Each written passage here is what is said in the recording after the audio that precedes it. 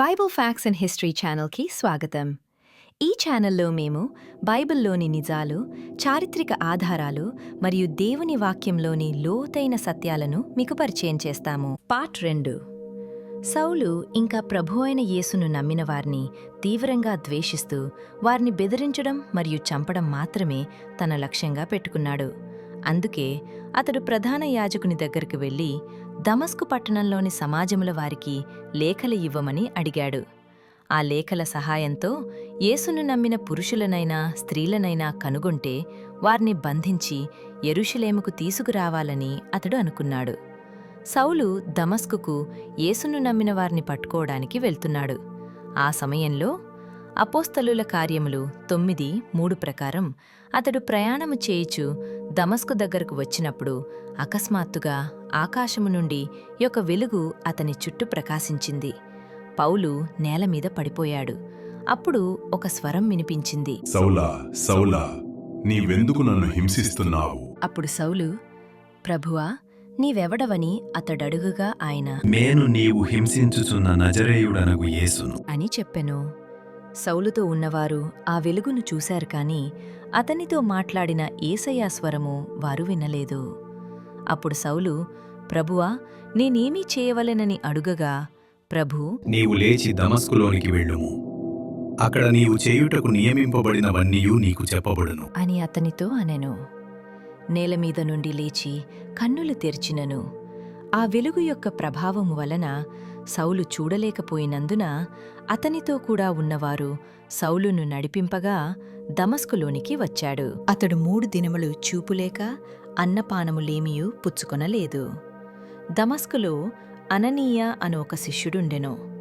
ప్రభు దర్శనమందు అననీయ అని అతనిని పిలువగా అతడు, ప్రభువా, ఇదిగో నేనున్నాననెను. అందుకు ప్రభువు, నీవు లేచి తిన్న నిదనబడిన వీధికి వెళ్ళి యూదా అనువాని ఎంట తార్సువాడైన సౌలు అనువాని కొరకు విచారించుము. ఇదిగో అతడు ప్రార్థన చేయుచున్నాడు.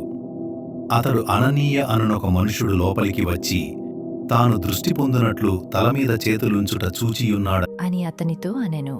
అందుకు అననీయ, ప్రభువా, ఈ మనుష్యుడు యెరూషలేములో నీ పరిశుద్ధులకు ఎంతో కీడు చేసియున్నాడని అతని గూర్చి అనేకుల వలన వింటిని.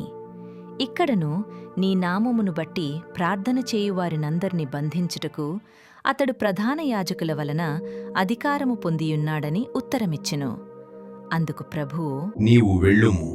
అన్యజనుల ఎదుటను రాజుల ఎదుటను ఇశ్రాయేలీయుల ఎదుటను నా నామము భరించుటకు ఇతడు నేను ఏర్పరచుకొనిన సాధనమయ్యున్నాడు.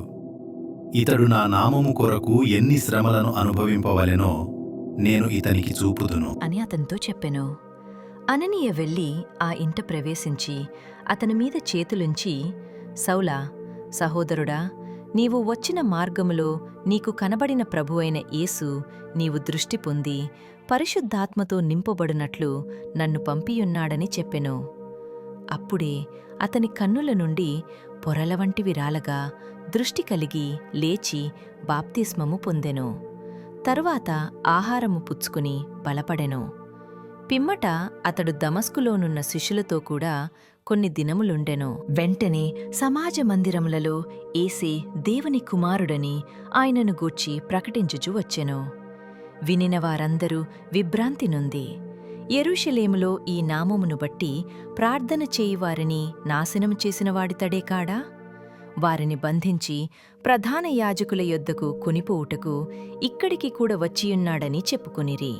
తరువాత సౌలు గలతీయులకు 1:17 ప్రకారం సౌలు ముందుగా అపోస్తలులైన వారి యొద్దకు యెరూషలేమునకైనను వెళ్ళనులేదుగాని వెంటనే అరేబియా దేశములోనికి వెళ్ళాడు.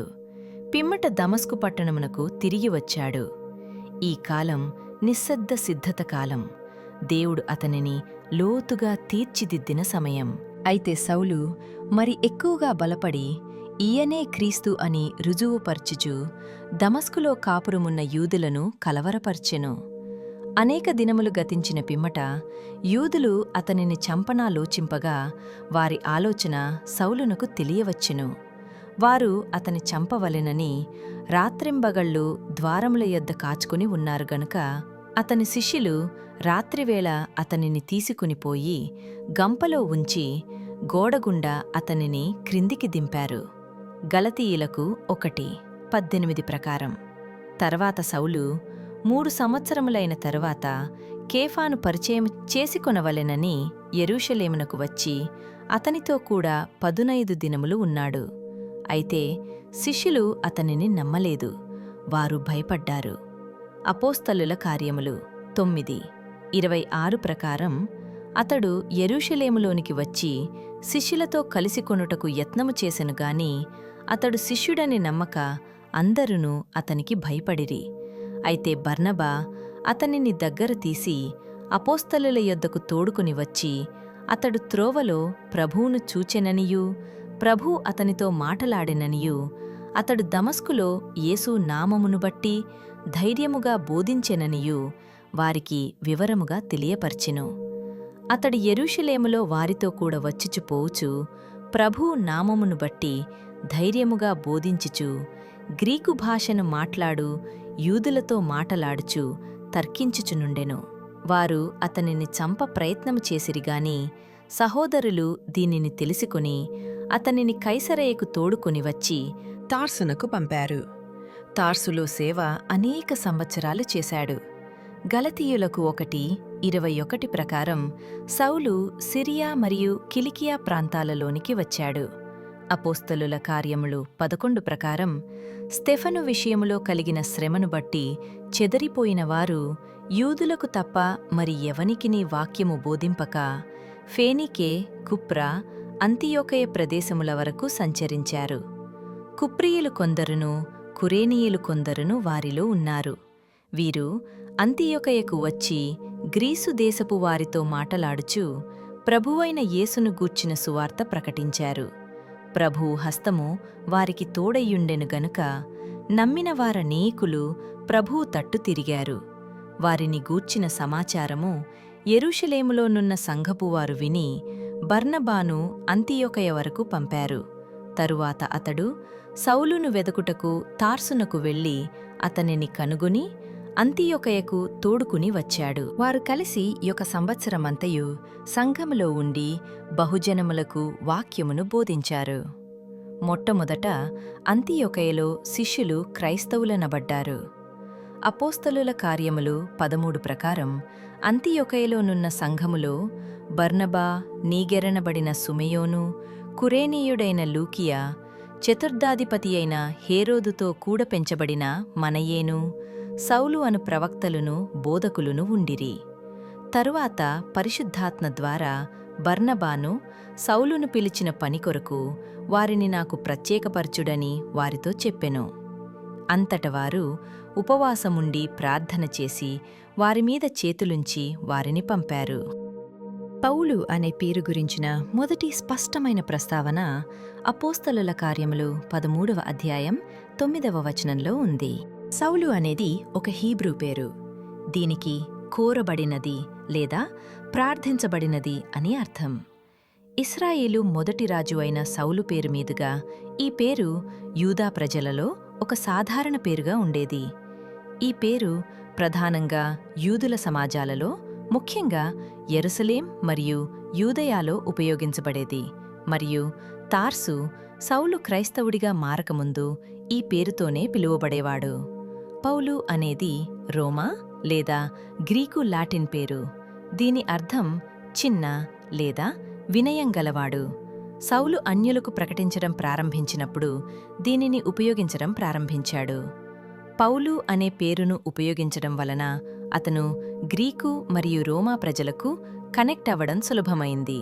మరియు అతను రోమా పౌరుడు కాబట్టి అతనికి చట్టపరమైన మరియు సామాజిక ప్రయోజనాలను కూడా ఉన్నాయి. సౌలు అక్షరాల తన పేరును మార్చుకోలేదు.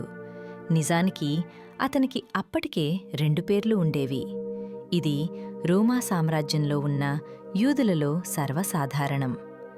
యూదులకు తరచుగా తమ సొంత సమాజాలలో తోటి యూదుల మధ్య ఉపయోగించే ఒక హెబ్రీ లేదా యూదా పేరు మరియు అన్యజనుల లేదా రోమా సమాజంలో ఉపయోగించే ఒక రోమా లేదా గ్రీకు పేరు ఉండేది. సౌలు రోమా నగరమైన తార్సులో జన్మించాడు కాబట్టి యూదుల సందర్భాలలో ఉపయోగించటానికి సౌలు అనే హెబ్రీ పేరు మరియు అన్యజనులతో సంభాషించడానికి రోమా సామ్రాజ్యం అంతటా ప్రయాణించడానికి పౌలు అనే రోమా పేరు కలిగి ఉండటం అతనికి సహజమే. బైబిల్లో అపోస్తలుల కార్యములు 12:12లో దీనిని ప్రస్తావిస్తూ ఇట్లు ఆలోచించుకుని, అతడు మార్కు అను మారుపేరుగల యోహాను తల్లి అయిన మరియ ఇంటికి వచ్చెను. అక్కడ అనేకులు కూడి ప్రార్థన చేయుచుండిరి అని చెబుతుంది. 2 పేర్లు ఒకే సమయంలో ఉన్నాయని మరియు మార్కు తన మిషనరీ పని మరియు రచనల కోసం ముఖ్యంగా గ్రీకు మరియు రోమా సందర్భాలలో ఉపయోగించబడ్డాయి అని చూపిస్తుంది. తర్వాత పార్ట్లో పౌలుగారి మిషనరీ ప్రయాణాలు, అక్కడ అతను ఎదుర్కొన్న సమస్యలు మరియు అతను రాసిన లేఖల గురించి లోతుగా తెలుసుకుందాం. మా వీడియో మీకు నచ్చినట్లయితే లైక్, షేర్ మరియు సబ్స్క్రైబ్ చేయండి. మా వీడియో నోటిఫికేషన్ మిస్ అవ్వకుండా పక్కనున్న బెల్ సింబల్పై ఖచ్చితంగా క్లిక్ చేయడం మర్చిపోకండి.